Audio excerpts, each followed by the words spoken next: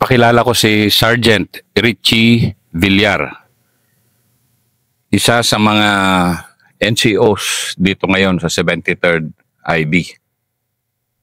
Pero maganda ang buhay niya. Dati siyang NPA,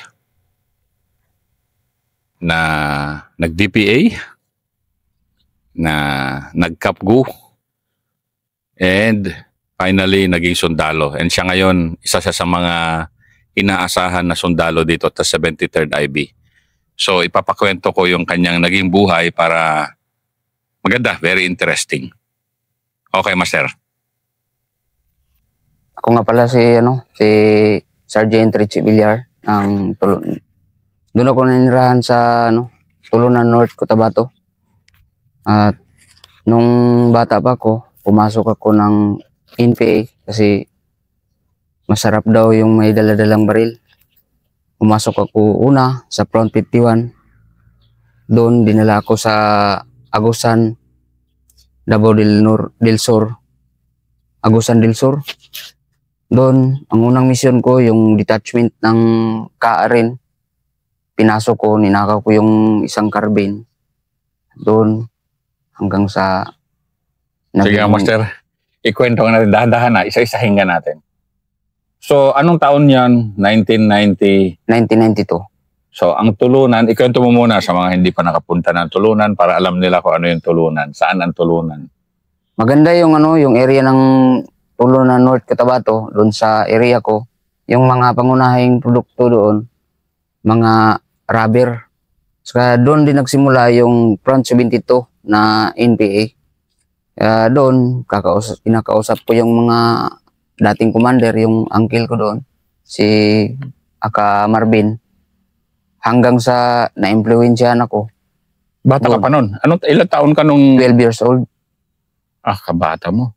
Bali, kasi yung nanay ko dati rin sa kabila. Bali, yung merong nagdala sa akin doon, kaibigan ko rin. Dito sa Santa Cruz area, Front 51. Sabi nila, maganda daw yun. May sahod. Araw-araw may sahod. Kaya doon, wala kasi akong trabaho. Hindi rin ako nakapag-aral. Bali, 5 kaming magkakapatid. Ang mother mo, nasa loob? Namatay na yung mother ko. Nung nasa NPA pa siya? Yes, sir. Doon sa area ng 51. Dito rin nagtago sa Malita, Davao Occidental. Doon, nung namatay na yung nanay ko, naisipan ko na lang na pumasok. Kasi magaling talaga sila magkuha ng loob ng isang tao. Kaya doon. 12 years old ka eh. Yes, Hindi, sige. Ano ba naging impluwensya ng mother mo? Hindi ka ba nagalit dahil namatay yung mother mo? Sa enkwentro ba namatay yung mother mo? Hindi, namatay sa sakit. Pero aktibo pa siya nun sa loob? Huminto na rin. Huminto na rin. Bali, ako na lang yung nagpapatuloy kasi marami man yung nagsabi na doon papaaralin. Pero doon ko nalaman na yung taga-kabila pala, tinuturuan ka talaga ng mga salitang pampatibay ng loob. Kasi sabi nila, tuturuan ako magbasa doon. Pero pagkatapos noon, iba na yung question namin. Hindi na sulba queen.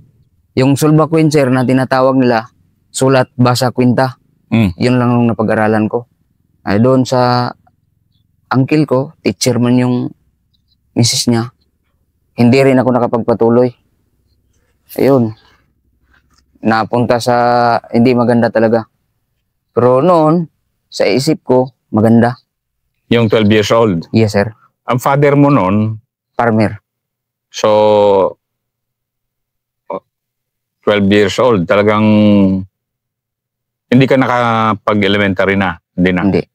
So talagang hanggang... nakapag-grade 1, tapos grade 3, tapos grade 4. Tapos nung naging sundalo ako, pinapaaral din ako ni Noy Kapitan pa, si Captain Marvin Maragon. Siya yun talagang, malaking utang na loob ko sa kanya. Hindi talaga ako marunong magbasa noon. Tapos nung dinadaan-daanan kayo? Yes, sir. Sige nga, ikwento mo nga paano gano'n. Nung dumaan yung mga taga-kabila, doon na nakuha nila yung loob ko kasi yung pagtatrabaho noon, 40 pesos lang yung araw. Magbungkal ka ng lupa. magtabas ng halaman. 40 pa yung yung sahod. Kaya yun ang sinasabi ng NPA na ganyan kabulok ang gobyerno. Kaya yun, nainganyo ako na pumasok sa kanila kasi may sahod. Wala lang trabaho daw, magdala lang ng baril. May sahod nga, pagpasok Sahod, mo. walang sahod.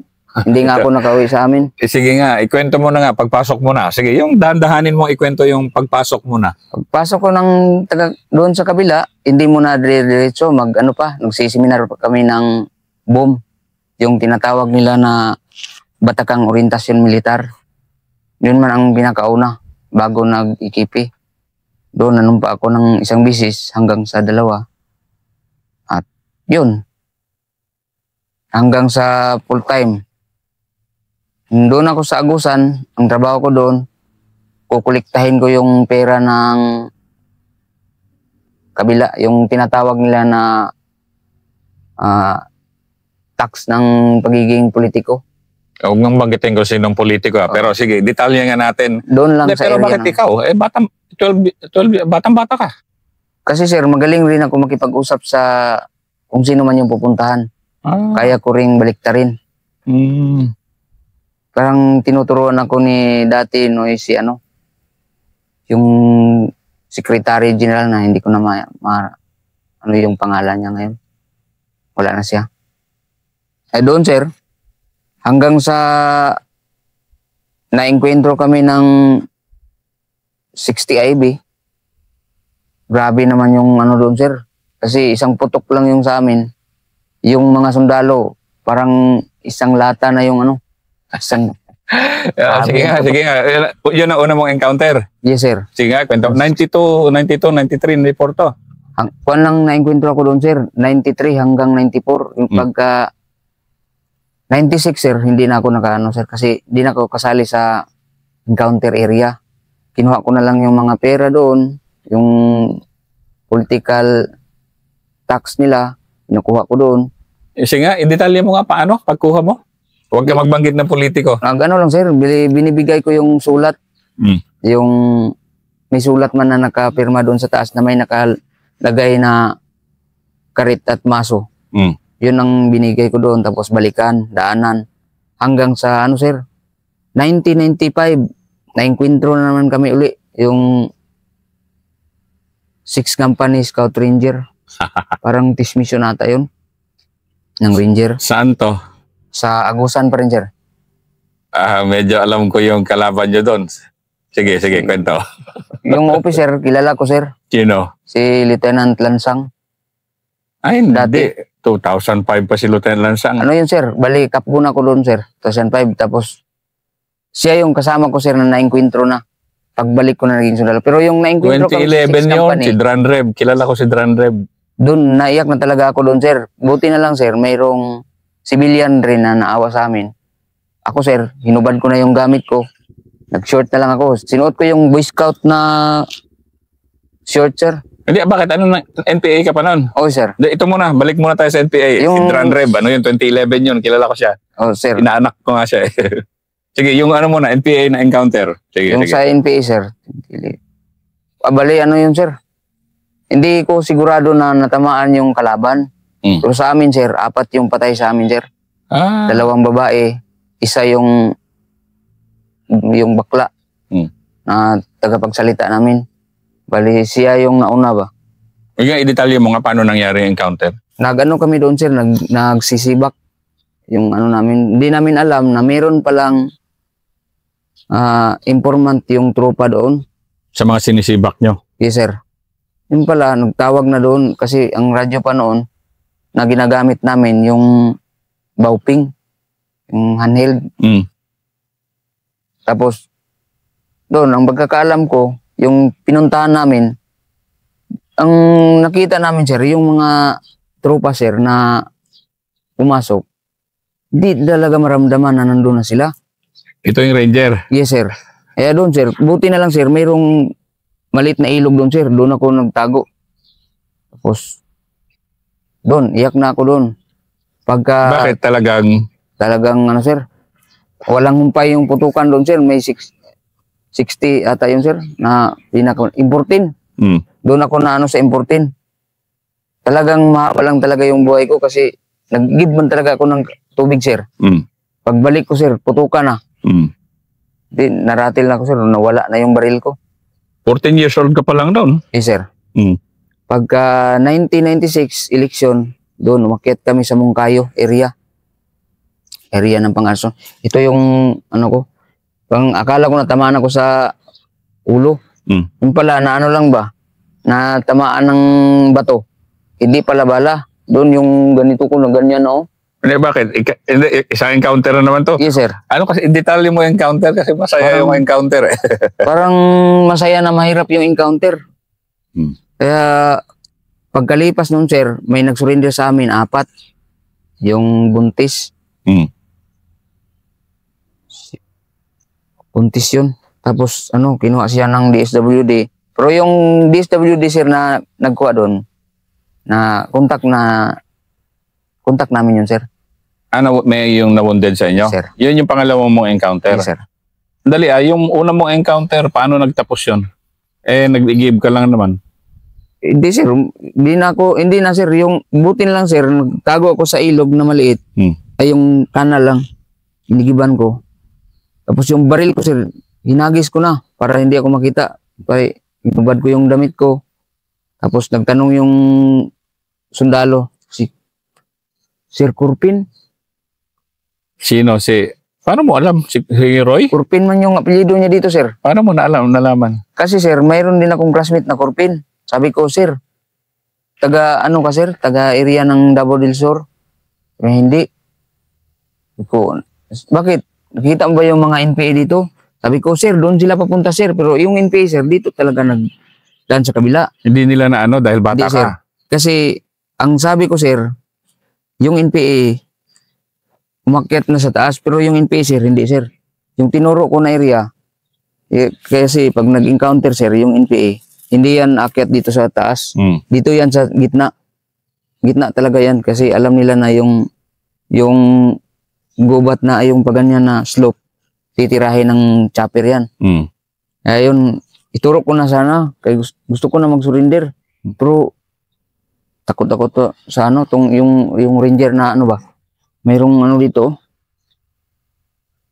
pilat. Matapang kasi. Ano yung pilat? Anong bisa yung ano yung may samad dito, sir? Ano? May tama dito sa kamay. Parang sabi kasi ng mga kasama namin, huwag kayo mag-surrender. Kasi pag nag-surrender kayo, papatayin talaga kayo ng mga sundalo. Kasi sabi nila, pag sa gubat, wala daw ano. Kaya naisip ko na hindi na lang ako mag-surrender. Ang ginawa ko, sir, tumakbo man yung kasamaan ko dito, tapos yung tinuro ko dito, sinundan ko na lang yung tropa. Sabay diretso na ako sa sa Bayugan. 2006. Nahiwalay ka na? Yes, sir. Nagpunta ako sa commander namin. Sabi ko, Commander, kasi matagal kami sir, nagtipon-tipon ulit. Dahil nagwatak-watak kayo? Yes, sir. Umabot ng 3 simana siguro yun, sir. Hindi ako nakakain ng maayos doon na ako doon, sir. Nagkasakit ng Stomatitis. Ano naman doon? Grabe talaga doon sa lugar na yan. Kaya, grabe naman yung tiyan ko. Sabi ko sa medical namin, yung napuntahan ko talaga, yung medical namin, yung nanay ng medical namin. Doon. Sabi ko na mag-uwi na lang siguro ako. Sabi man ni Commander, huwag kang mag-uwi. Kasi, pag nag-uwi daw, sigurado, papatayin. Inutusan na ako, sir, na kunin yung pera. Yun, nakakita ako ng puwang. Diretso ako ng Bayugan. Kinuha ko yung sir, yung 27,000. At inutusan ka? Yes, sir. Sige, ito na. Doon, bumalik na ako dito sa Cotabato, sir, North. Ay, tinakbo mo? Yes, sir. Yung pera ng kilusan? Hindi man ako marunong magbilang. Ang ginawa ko, sir, mamasahe ako sa Batsilor, yung CC Liner. 1,000 yung ibigay ko. Para hintayin ko kung may sukli. Kaya hindi ko man alam kasi binutos-butasan mo yung papel. Yun yung ticket man yun. Yes, sir. Hindi ko alam. Sabi ko, ito yung pamasahe ko. Doon ako dumaan sa sir, Jensan. Tuyok. Ako dito. sa North. Doon, nagbagong buhay. Umabot rin sa punto na yung kapatid ko nagpasok na rin sa Kapgo, sir. Tapos naglaylo ka lang. Oo, sir. Naglaylo. Tapos yung sabi ng nanay ko, si Boy pa man siya noon, sabi niya, samahan mo yung kapatid mo, ihatid doon sa training camp ng Patan,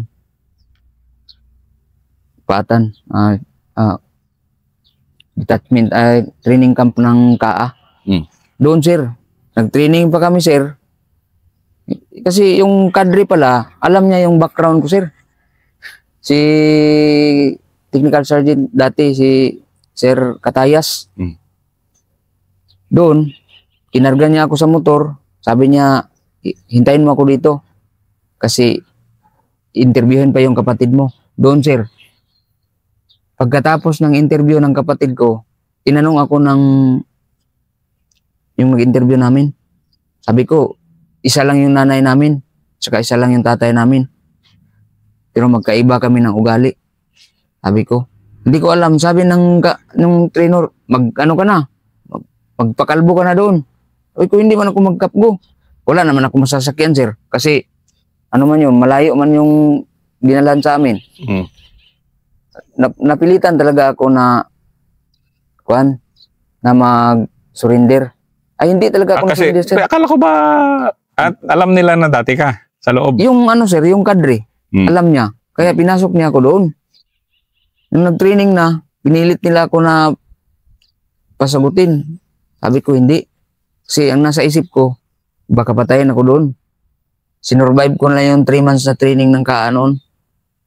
Tapos, yung kapatid ko, gusto mag-back out. Sabi ko, wag. Sayang. Yun. Pagkatapos namin nag-training, di namin alam na yung MI pala, nag-training din sa taas. Pag-dismission namin, sir. Saan to sa? Sa Kabakan. Barangay Paatan. Anong year to? Bali, refresher na yun, sir. 2004. Namatayan kami ng tropa. Kasi inambos kami. Yung bala ko, sir, isang clip lang ng garan. Ayun, naisip ko naman, balik na naman siguro ako sa panggubatan ito. Hanggang sa nakausap. Binira ba kayo ng MI? Hindi naman. Sir? Binira kayo ng MI? Hindi naman. Binira, sir. Kaya 2004? 2004, sir. Anong ginawa sa inyo? Di nagte-training kayo, umatake yung MI, gano'n? Hindi, sir. Nag-marching bivouac kami, sir. Marami kami. Sila rin, nag-dismission din kami. Ayaw yung nangyari, sir. Nung nag-dismission kami, nag-dismission din sila. Tinira nila ako, sir. Marami. Lahat kami, sir. Bali, doon sa Palayan. Ganun ba? Iyak na naman ako doon. Hanggang sa sir, na-survive namin, nag-graduate. Okay. Doon naman ako nagsimula, sir, na hanggang ngayon, sir, hindi ko talaga makakalimutan. Yung yun? Pagbalik ko ng detachment namin. Kasi yung NPA sa amin, sir, unang-una atos, hinaras yung detachment namin, sir. Tapos yung... Nandito ka na sa... Kapgo na, sir. Kapgo ka bagong graduate. Hinaras yung detachment namin. Sa... 38 IB, sir. 38. Tapos, sir, namatayan kami ng tropa. Ang naiwan lang doon, sir, dalawa na lang kami doon. Yung classmate ko at saka ako. Kasi ako, sir, ako man yung assistant kipi. Yung kasama ko, siya yung kipi. Paano nangyari? Hinaras, sir, alas 4 ng madaling araw. Oh, sige, kwento mo nga paano mangharas ang MI. Hindi, sir, NPA na. Sa NPA na, sir. Doon na ako galit, sir, kasi namatay yung classmate ko. Doon, sir, naisip ko na sundalo pala ako. Kaya babawi ako. Nung inutusan ako ng isang sundalo na nag-retire na ngayon, ng MI man dati, Military Intelligence Battalion. Yun, sir, binibriefing niya ako, ganito gawin mo. Ang ginawa ko, sir, sinubrahan ko.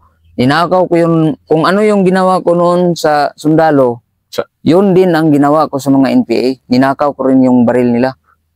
Sandali nga. O nga, balikan nga natin.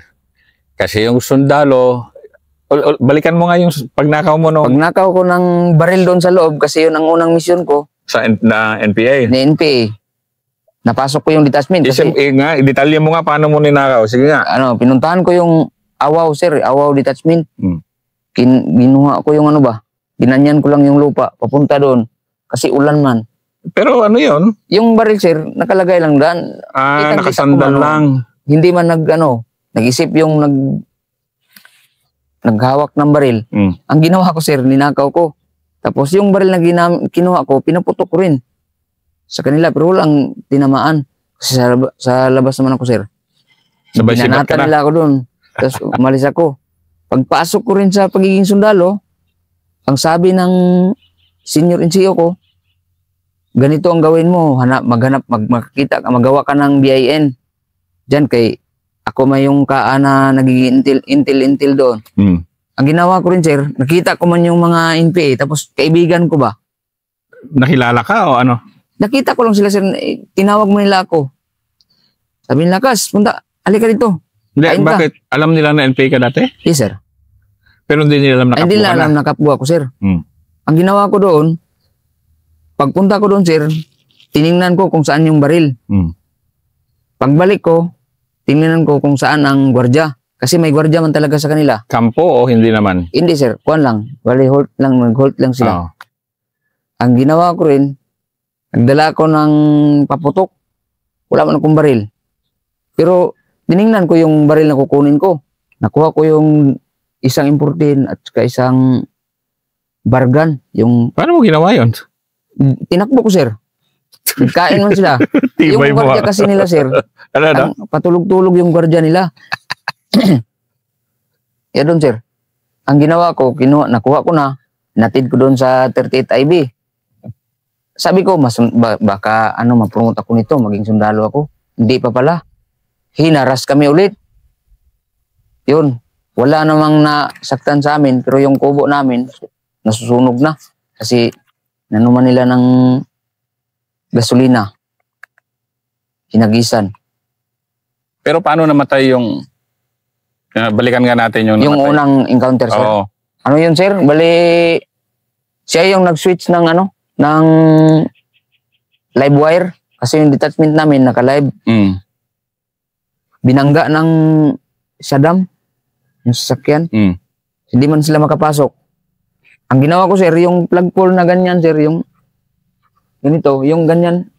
Diyan ako nagtago, sir. Yung kasama ko, siya lang yung tagalod. Kasi binibilang ng, yun, sir, ng kalaban yung putok. Paano? Kasi, sige nga, paano yung style ng gano'n na... Kasi dati ka NPA, kaya alam mo paano sila bumira, di ba? So, paano mo kinounter yon? Ang ginawa ko, sir, hindi na ako gumagalaw doon. Isang isang tingin lang. Kung saan yung gumalaw, doon titirahin ko. Hindi ako nagpaputok. Tapos yung baril ko, garan man yung karamihan doon sa detachment. Makaputok ako ng 5, kukuha naman ng isa. Yung kasama ko, siya yung tagalod kasi overhead man yung namin, yung running trenches. Yun, na-survive kasi yung mga CBO doon sa labas, sir, nag-resback. Yun, umalis ang NPA. Tapos noon, dinala ako ng 6th Division. 2 kami ng tiyuhin ko ngayon. Tapos, kinuha ako ni Colonel Alvarado. Diyan sa MI kasi dati yan. Kasi nakasama ko man yung mga tropa doon, 25 IB. Sa 25 IB, yung nakasama ko si Sir Quimado.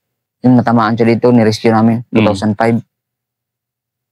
Hanggang sa pagdating naman namin doon sa sir, area ng North Agusan, nabalik na ako doon. Hindi, bakit ka ako, sir, na 2006, sir, nagseminar ako ng SWG, yung Special Working Group na binuo ni Sir Alvarado. Tapos doon, sir, pagka 2009, nagiging sundalo na rin ako. Ay, hindi pa pala, sir. Dinala ako doon sa area, naka-encounter kami. Tapos, ang akala ko noon, sir, hindi na ako masundalo kasi hanggang sa kapgo lang. Dahil ilang bisis na ako naka-encounter, wala man. So sabi ko, bumalik naman sa isip yung ko ba, na puro pangako lang. Nung nakaupo na si General Urganza, doon ako napasok. Kasi sa 20 kami sir na mga special enlistment. Dinala Kaibigan ko si Sir Chay. Sir, Holganza. si Sir Alvarado, siya yung talagang naglakas na ipasok kami. Ayun, dalawa lang kami sir na nakapasok sa EFP. Anong kwan mo na, bakit na special enlist ka? Dahil sa mga... Yung mga kwan ko sir, accomplishment. Bilang Capgo? Yes sir. Tapos ilang bisis ko na depensa yung detachment. Tapos ilan na rin ang tropa, yung kalaban na napasurrender ko rin sa salita lang. Kasi kung ano yung binigay kung ano yung sinabi ng NPA noon, kinounter ko na naman. Sinabi ko sa NPA yung nakuha ko. Pero yung hindi lang mga hardcore kasi matigas na yun. Tigas na yun. Sir, yung mga katulad mo? Oo sir. Yung mga beginners lang, kinuha ko sila. Kinausap ko, sabi ko, kung totoo yung sinabi nila na ikaw magkaroon ng pera, tatanungin kita, may binigay ba sa'yo mula nung naging NPA ka, naging full-timer ka? Kaya sabi niya, sige mag-surrender. Yun, yung si Yoyo Pada, yung kasama ko na nasa Intel, kinuha niya yung pangalan, kinuha niya, ganito, hanggang sa napasok. Yun sir, pagka 2010 na naman sir. Dali Yan ang first episode ni Master Villar. Dating NPA, nag-Capgo, isa sa ngayon sa mga pinakamatigas na NCO dito sa 73rd IB.